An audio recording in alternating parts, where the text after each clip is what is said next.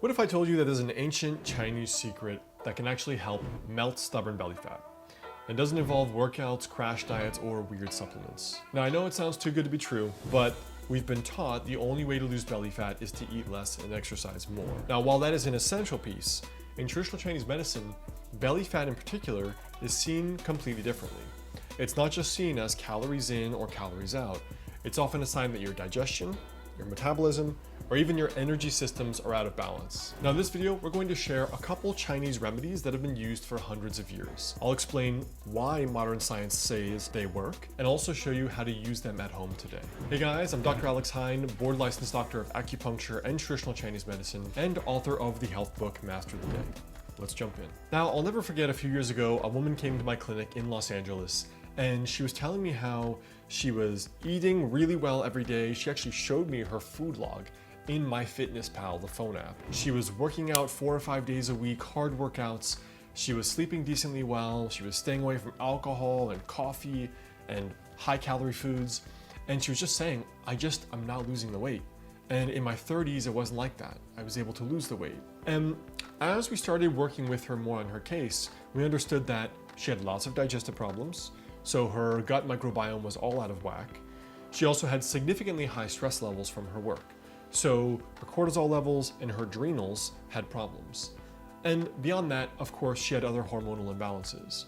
And by working on these 3 body systems, she finally ended up losing more of the weight than she was able to before. Over time, I've learned that in traditional Chinese medicine, belly fat isn't just calories in, calories out, but it's often linked to factors like your digestive health, what we call dampness, and spleen qi. That's like your pancreatic function, your digestive enzyme production, as well as your insulin production. So in traditional Chinese medicine, you can think of your gut like the body's furnace.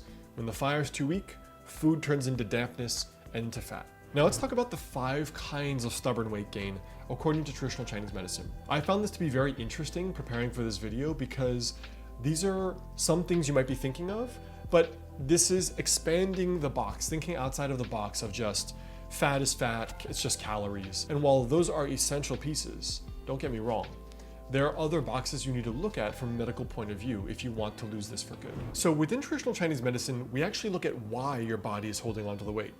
And here's where it gets really interesting. Because depending on your root imbalance, the way you gain weight, even the way you feel in your body, can be totally different. Let me give you a few examples. So the first one is really the most common, and that's what we call spleen qi deficiency. Think of it as like pancreatic enzyme deficiency or issues with insulin production. So you can think of your spleen in traditional Chinese medicine as your digestive fire. If it's weak, food doesn't get transformed properly, and instead of turning into energy, it turns into a kind of damp, heavy sludge, which shows up as belly fat, bloating, that heavy, sluggish feeling after meals, or even fatty liver. So these are the people who can eat even a normal meal and still feel tired afterwards. But then there's another type that goes deeper. This is what we call kidney yang deficiency. This is like when the body's furnace just doesn't have enough fire. These folks are cold all the time, their hands and feet are freezing when they come in, they feel exhausted, and their metabolism is slow. They'll say things like, I hardly eat anything and I'm still gaining weight. So that's basically classic kidney yang weakness. And in Western biomedical terms, it often looks a lot like thyroid or adrenal issues. Now the third cause is what we call liver qi stagnation. This one's tied to stress and hormones. So in what we call the liver energy, which is basically like your nervous system and your stress hormone system, when it's stuck, it doesn't regulate your hormones smoothly. And that leads to cravings, emotional eating, mood swings, and stubborn weight right around the waist. So these are the people that come into my clinic and say, Dr. Heyne, whenever I'm stressed, I grab sweets or comfort food. And it really does end up showing up around the belly. Then we have the next type that we call yin deficiency, which is super common, especially as people get into their 40s and beyond. You could think of the yin as like the cooling and moistening side of the body, like the engine oil in your car. You get hot at night, you have trouble sleeping, you have sugar cravings, dryness, night sweats, and yes, sometimes weight gain, especially around the midsection and the back. In modern biomedicine, this is often linked to menopause, dropping estrogen and progesterone, and the way it changes where your fat gets stored. Especially if your weight was pretty level until perimenopause, and then that 10 pounds you just could not stop from creeping up. You see this a lot. And then finally is a stubborn one, which is what we call phlegm dampness. So phlegm dampness is often when things have been out of balance for a while, especially your digestive system and your lymphatic system. This is where your body feels heavy and sluggish. There's brain fog, swelling. Often there's also fatty liver that overlaps with body fat increase. The tongue coating itself will look like a fat, swollen tongue, sometimes with scalloping marks and a thick coat. And this is the person who says to me, no matter what I do, nothing changes. That's sort of what we call deep dampness and phlegm blocking the system. And usually it's preceded by several years or decades of digestive problems, food allergies, SIBO, that kind of thing. So when you look at belly fat through this lens, it's not just about calories in, calories out. It's a sign of what's happening inside your body. And that's why one remedy works wonders for one person, but does nothing for another, because the root cause is different. Now, if you can't figure out which of these specific root causes is causing the stubborn weight gain and the fat gain, make sure you download my free root cause quiz right below this video. You can go to dralexheyne.com/quiz. You can go through your symptoms, because it's usually not just weight gain. Go through all your symptoms and it will show you, oh, this is primarily digestive. This is primarily stress hormone. This is primarily kidneys and adrenal. And we go through meticulously what symptoms are related to your specific symptoms. And we also point to our best related videos on those exact topics.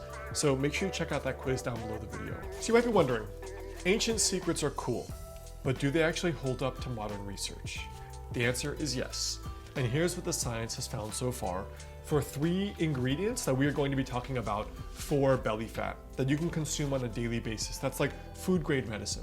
We're going to be talking about hawthorn, shanja, pu'er tea, which is this, and then also Chenpi, which is aged tangerine or orange peel.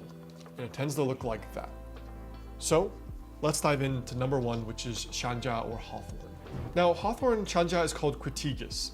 And in one rat study, they gave hawthorn berry drink over several weeks, and they saw that the treated rats had a lower body weight compared to the controls. Now, another recent study, what they did was they extracted hawthorn polysaccharides, and they showed improvement in non-alcoholic fatty liver disease in mice. And they had reduced fat accumulation and better lipid profiles. So how does this actually work? One of the ways that shanja actually works is that it improves your fat metabolism, less fat stored, more burned. It also helps your gut quite a lot. So it affects the morphology of your intestines. It increases the villi length, which can boost your nutrient absorption and also your gut health.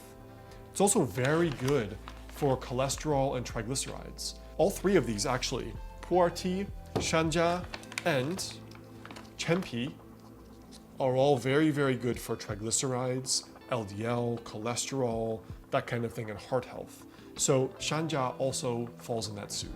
Now, medicine number 2 is called pu'er tea. Now, pu'er tea is very interesting because this is something that I drink on a daily basis. This is very much like a pretentious tea culture, like fine wine is. So I'll buy these tea cakes that come like this. There are several $100s, and I get them from specific cultivars in Asia. Authentic pu'er tea can come from only one particular region in China for it to be real and authentic. And it's pressed and aged in these cakes, and this is a remnant of ancient times, like on the Silk Road, where the cakes would be pressed so they could be layered, stacked and stored either in bricks or flat cakes like this. This is one of the best teas day to day for all kinds of things. But today we're going to be talking about its relationship to fat loss and weight gain. Now, there was a very interesting 3-month trial in patients with metabolic syndrome. So think of like diabetes. Now, those who took the pu'er tea extract capsules, 303 milligrams 3 times a day, so about 1 gram, showed slight reductions in their body weight and more noticeably in the male subgroup. So how does this funny smelling tea actually work? First is that pu'er is a fermented tea. This actually contains unique compounds like polyphenols, which help reduce new fat synthesis and increase your fat burning. But the main reason I drink pu'er is because of how it impacts your gut microbiota.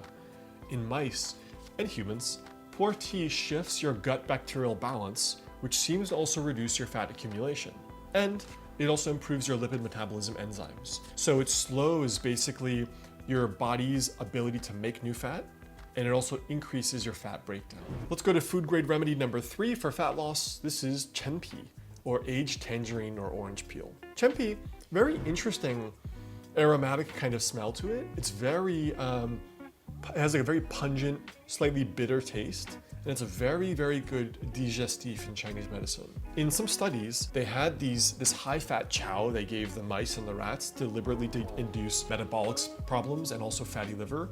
They found that the Chenpi extract slowed the prevention of obesity and type 2 diabetes.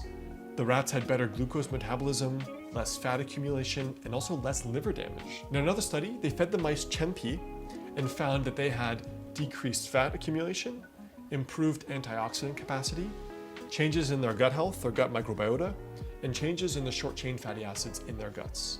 Now, what's also neat is that there's a newer randomized clinical trial with a fermented tangerine peel enzyme drink that was given for 8 weeks, and they showed improvements in serum triglycerides and also changes in your lipids, metabolic markers, and also modest weight changes. Now look guys, I don't want to BS you by saying if you just drink tangerine peel tea, you'll lose 40 pounds. You won't. There's no way around eating better and regular exercise to lose fat and body weight. No question about it.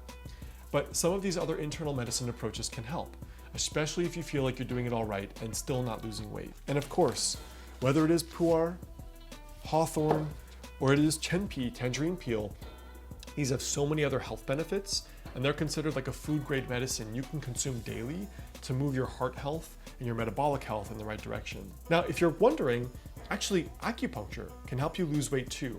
And I've shot a great related video for you here on 7 ways acupuncture can help you lose weight.